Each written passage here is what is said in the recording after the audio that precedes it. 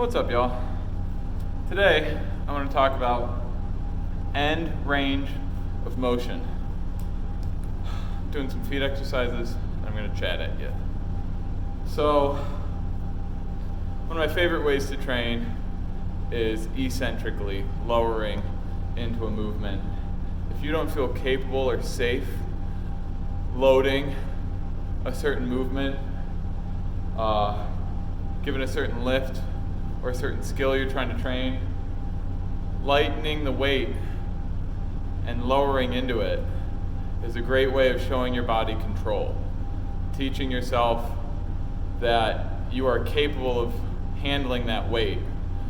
Let's take a bicep curl, for instance. Start at the top, lowering it down, your bicep learns, oh, at each of these angles, joint angles, I can hold that weight. That's step number one, building trust. I'll make another video on trust later.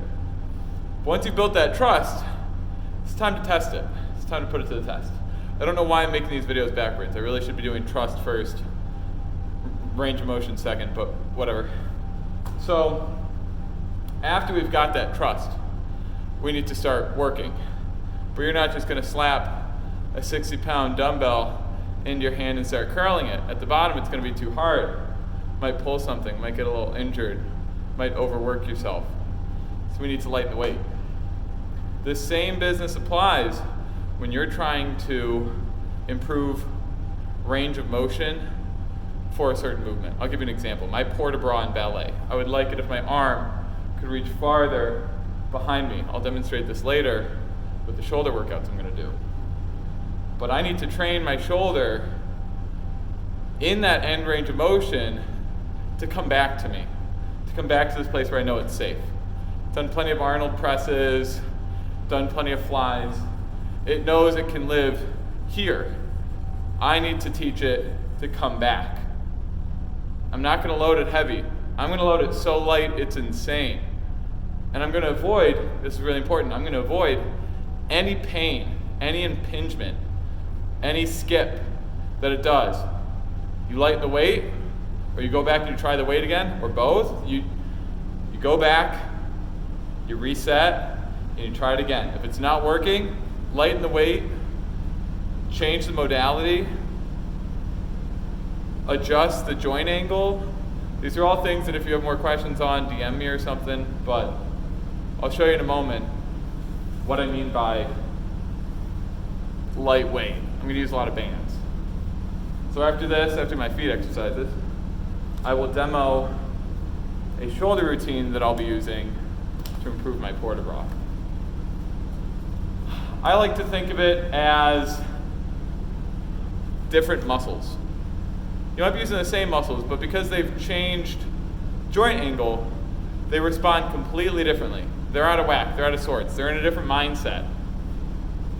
Same pec, same delts, all that jazz. Moving your hand forward. But now they're confused. Suddenly they don't know what they're doing. Apply this to any muscle group. Don't use this as an excuse to train hyper exaggerated ranges of motion. That's for you to decide, or a professional to decide, actually. But yeah, you've got to train it as though it has no strength or awareness whatsoever, because it's out of its element. It's in a completely new land, and you need to baby the living crap out of it. All right, I'll get to those shoulder exercises. So one of my goals is training greater shoulder range of motion. I would like to make bigger motions and gestures into my backspace and have a nicer port-a-bras on for my arms at the shoulder joint. I need to train in that end range of motion. I'm going to get a really light band. I'm going to find that end range. I'm going to find a stretch. I'm going to find where my body starts to say, hey, we're not used to being here. We're going to tense up, and you're going to feel like you're stretching out. And then I'm going to intently, slowly pull myself out of that position. So I want my arm behind me, Nice stretch all the way down the arm, down the bicep, past the elbow, into the forearm. Hand can be engaged or open, either way works. I'm going to collapse my chest in, engage my core. I can stretch my head away to get even more stretch through my shoulder. And now that I've found this very compromised position, I'm going to focus and pull myself out of it. And slowly lower back in. Reaching, reaching, reaching, reaching. Trying to make it as easy as possible when I get there. You'll notice, if you do this right, as you go back in, it doesn't feel like as much of a stretch as it did when you left. I can explain the physiology of this if you'd like. Ask me again in a later video. It's muscle reflexes that have nothing to do with your brain. It's your spinal cord talking your muscles, and it helps them chill out. Anyway, training from that end range will not only help you build a bit of muscle, but teach your muscles that it's okay to live here and we know how to come home. So now later, let's say I do some back exercises to teach myself to open that way, I'll feel safe in this extended position. Horizontally abducted position. And I'll get greater range of motion. That's about it, folks. So if we're talking rep ranges here, I'm going to say about 12 or more. You want to build muscular endurance. That happens at the range of 12 and past. Again, it should not be like a massive burning workout.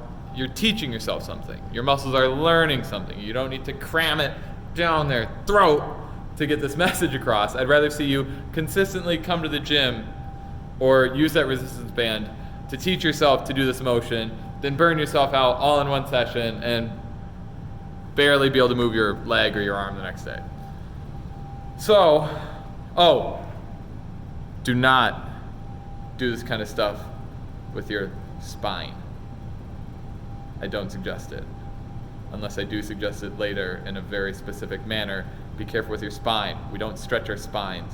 Anyway, I'm gonna slap this video into my War on Stretching series. I'm coming for you, stretching. You're done. Your days are over. But yeah, this is an active stretch. It's totally different. It's an exercise. All right, well, that's all I have for you. Good night, everybody.